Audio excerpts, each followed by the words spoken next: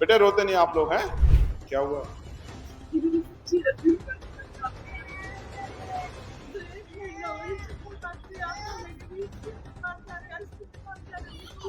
अच्छा, महिला को पीट के कौन से ताकतवर हो जाओगे बता? ये जितना जुल्म कर रहे हो ना, इसका हिसाब तुमसे जरूर होगा। कभी गलतफहमी में रहते हो। ये विधानसभा देख कहाँ यहाँ के, शांत हो जाओ। बहन बेटियों पे जुल्म हो रहा है, फिर कहोगे क्या नाम नुकसान हो रहा है, फिर कहोगे खेत की जमीन कोई छीन ले गया माफिया, फिर कहोगे हम पे जमीन नहीं है, फिर कहोगे हमें तो जो है महंगाई ने मार दिया, फिर कहोगे चूल्हा भी नहीं जल रहा। फिर इन सब चीजों से दो चार होना पड़ेगा। इनसे बचने का एक ही तरीका है कि हम अपनी कमर कस के और अगले जो 5-4 महीने हमें मिले, इनमें हम लोग मेहनत करें, प्रचार करें। देखो मेरी बात, आप मेरी बहनें माएँ हो, सुन लो। जब हम एक दूसरे को अपने दिल की बात बताएंगे और तैयार करेंगे सही फैसले लेने के लिए, तभी हमारी हालात बदलेंगे। वरना जितने लोग आके जा चुके नेता बनके, ताकत बनके, ये लोग अगर हम गरीबों के हित से होते तो कोई गरीब नहीं रहता। कभी चुनाव के बाद आपने देखा नेता आपके बीच में आके आपसे कहता हो कि आपको इलाज के लिए पैसे की जरूरत है, लो पैसे ले जाओ, आपको बच्चे की पढ़ाई के लिए पैसे की जरूरत है, पैसे ले जाओ। लेकिन चुनाव के समय आप देखोगे ना, आप कहोगे, कोई नेता आ जाएगा कि मेरे पे तो किराए के पैसे नहीं, कहेगा ले बहन तू किराए के पैसे क्यों पकड़, क्योंकि उस समय उसको आपकी जरूरत है, और चुनाव के बाद 4.5 साल उसको आपकी जरूरत। तो आप ये समझो, इसका मतलब ये तो एक तरह खरीदारी होगी ना, कि भाई पैसा दो और वोट ले लो, अपने पक्ष में कर लो। इस खरीदारी को रोकने के लिए और असली लोकतंत्र को स्थापित करने के लिए हमें मेहनत करनी पड़ेगी, ताकत बनानी पड़ेगी, और वोट का फैसला समझदारी से लेना पड़ेगा। और अगर ये जो एकता आप लोग आज यहाँ दिखा रहे हो, जहाँ मुस्लिम बहनें भी हैं, दलित बहनें भी हैं और बहनें भी हैं, सब अगर ऐसी एकता बना लोगे तो फिर तो वो दिन दूर है ही नहीं कि आपकी समस्या आपके पास रह जाए। बेटियों को पढ़ाओ, रोजगार करो, कठपुतली मत बनो, समझदार बनो, अपनी लड़ाई लड़ना सीखो। नहीं लड़ोगे तो क्या मिलेगा? क्या हुआ?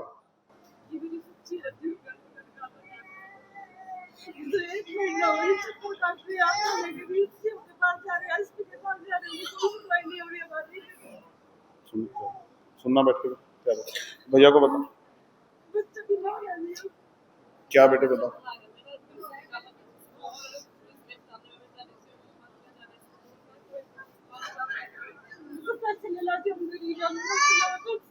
है एक महीना होगा।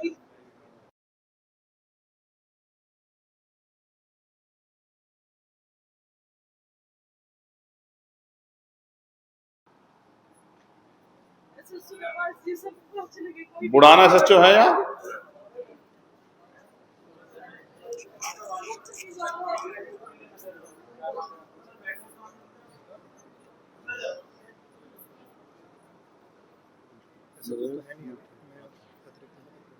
यार इनका ये मसला है।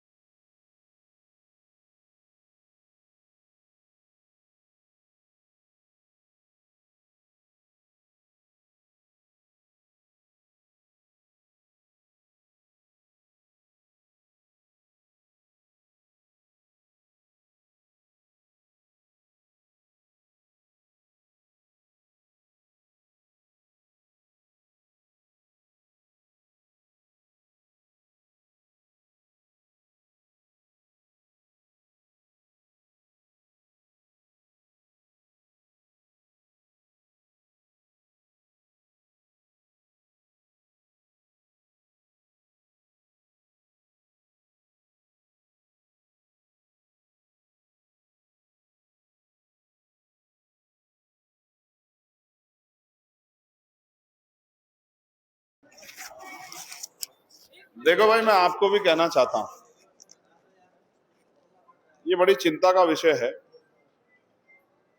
जिस तरह से बहन बेटियों का घरों में अपमान हो रहा है, हिंसा हो रही है, बड़ी चिंता का विषय है। इस पे कोई धर्म, कोई मजहब ये सिखाता नहीं है, इस पे कंट्रोल करना चाहिए। अच्छा, महिला को पीट के कौन से ताकतवर हो जाओगे बता? या घर से निकाल के कौन सा सम्मान आपका हो जाएगा? मैं नहीं मानता किसी भी मजहब में लिखा गया होगा कि महिला को बेइज्जत करो या पीटो या घर से निकाल दो। ये अच्छा नहीं है। सहारा देने वाला बड़ा होता है, सहारा छीनने वाला बड़ा नहीं होता। अच्छा, हिसाब तो सबका होगा। ये जितना जुल्म कर रहे हो ना, इसका हिसाब तुमसे जरूर होगा। कभी गलतफहमी में रहते हो। ये भी कहते हो सुबह शाम जिस भी धर्म को मानते हो कि ऊपर वाला देख रहा है, ईश्वर देख रहा है, फिर ये जो अन्याय करते हो ये नहीं देख रहा, वो यहाँ उस समय कहीं और देखने लग जाता है ऊपर वाला। वो तो सब देख रहा है कि आप कितना क्या कर रहे हो। इस तरह की अगर कोई कहीं इस तरह की दिक्कत है उसको ठीक करो, ये सब चीजें अच्छी बात नहीं। ठीक है बेटे, रोते नहीं आप लोग हैं, कुछ रहो। और कोई बात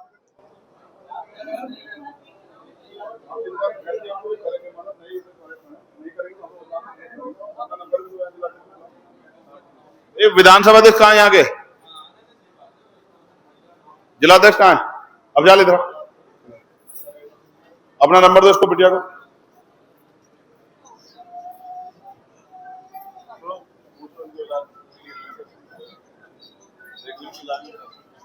चलो तो आगे, अब डाला।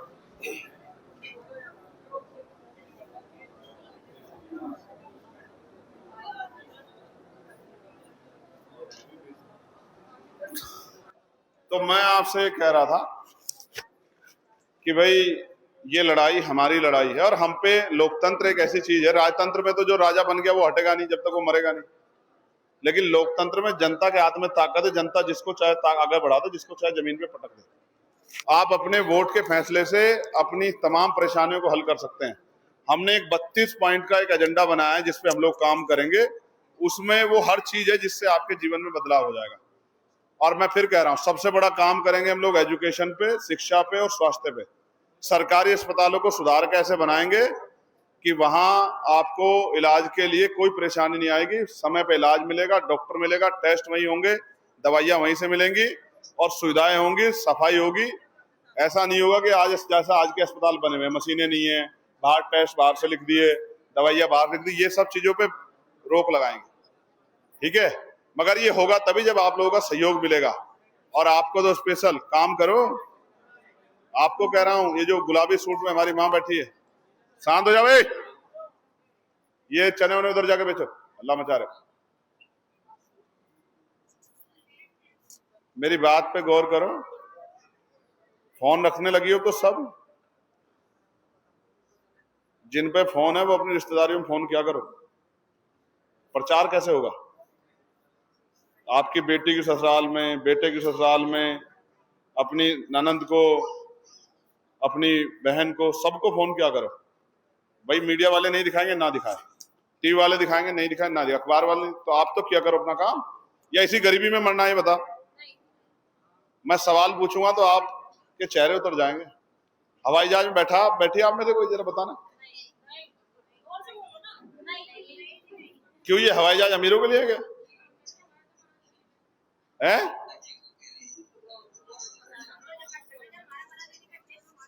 नहीं, मर्द का तो मुझे पता नहीं, बैठे ना बैठे, आप लोगों को बैठना चाहिए। ये आपको थोड़े बताते हैं बैठ जाते हैं हवाई जहाज में, ये सारी बातें नहीं बताते आपको, लेकिन मैं महिलाओं के लिए बात कर रहा हूं आज।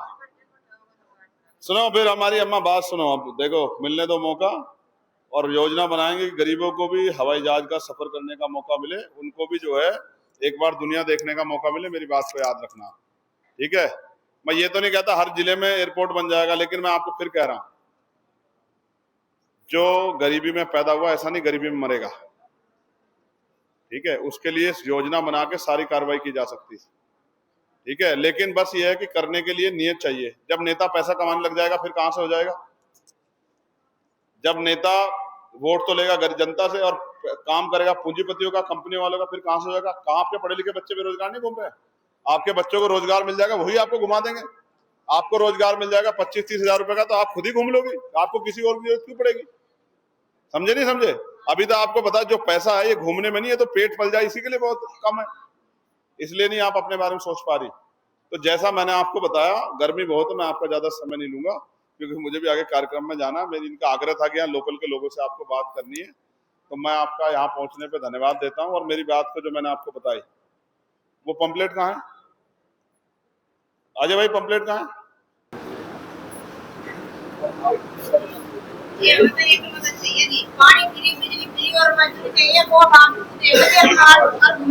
नहीं, बिजली फ्री नहीं करेंगे, बिजली 300 यूनिट तक फ्री होगी, उसके बाद झूठ नहीं कहते हम।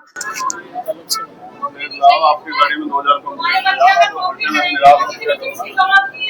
सुनो, हम आपको रोजगार देंगे 20-25 हजार रुपए तक का कुटीर उद्योग के जरिए, तो फिर आप बिजली का पैसा क्यों नहीं दोगी? बता, फिर दे दोगी नहीं दे दोगी?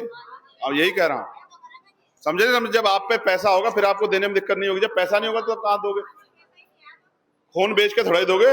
देखो मैं झूठ नहीं कहता, मैं अभी भी आपको हामी कर देता, हाँ जी हाँ जी, नहीं नहीं मैं झूठ नहीं बोलता।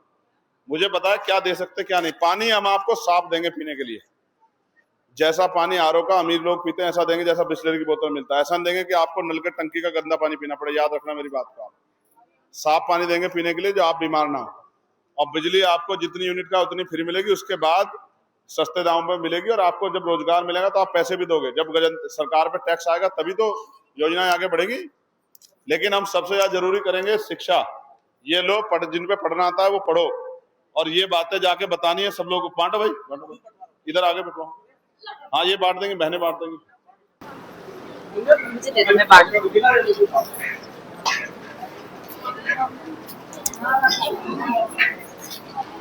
और ये नेता लोग भी काम किया करो। अभी आज गर्मी में वहां जोश देखूंगा तुम्हारा कितना है, तुम लोगों में, सब लोगों में। हिम्मत तो नहीं हार जाओगे? पक्का? तो देख लो, अभी बता दो। आज ये नवाजिश भाई, तरुण भाई, ये सब लोग भी गर्मी में आपके साथ ही रहेंगे, घबराओ मत भाई। नेता आगे आगे रहेगा तभी तो जनता चलेगी पीछे पीछे। इनको आगे आगे रखना है ना। हाँ ठीक। क्या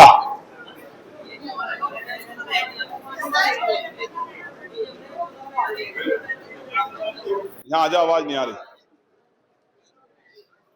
एक पंपलेट इसके हाथ में दे दो, एक मुझे दे दो।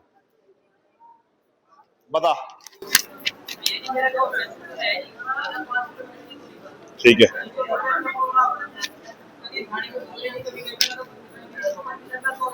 अब क्या चाहता है बता। ये तो गांव का आपसे आपसे मसला है आपका भाई। गांव के लोग अगर आप एक ही समाज के लोग कर रहे हैं तो उनको समझा के कर सकते हैं, उनसे लड़ तो नहीं सकते। परमिशन पे ये 19 नंबर पढ़ क्या लिखा हुआ है?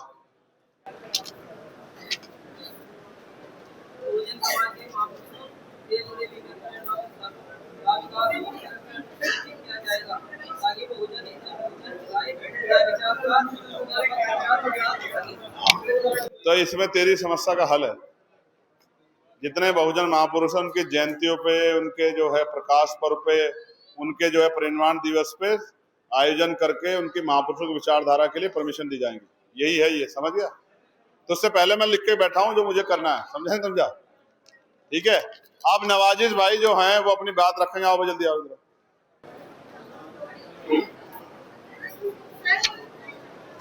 हमारे इधर खसानी का पानी आ रहा है, मकान के बराबर आ रहा है। तकरीबन 4 साल हो गए। एसडीएम साहब के यहाँ पर भी हमने 2-3 बार शिकायत कर दी। कोई एप्लीकेशन है तो दे दो, आधे घंटे में दे दो, 1 घंटे में दे दो। मैं नाम बता जाऊंगा, उनको दे देना, मैं आज ही बात कर लूंगा। पानी का समाधान कराइए। नहीं, पानी का समाधान एक ही है, उसकी निकासी की व्यवस्था होगी। चाहे वो जोहड़ में जाए, तालाब में जाए या फिर नाले में जाए, लेकिन बिना निकासी की व्यवस्था के नहीं हो सकता। सरकार की तरफ से आप आज डूब जाओ, कल डूब जाओ, परसों डूब, सरकार को फर्क नहीं पड़ता। बरसात आएगी, सरकार पे कोई योजना ही नहीं है। हम पे योजना है, सरकार पे नहीं। आप एप्लीकेशन दो, फिर हम उस पर बात करेंगे, ठीक है?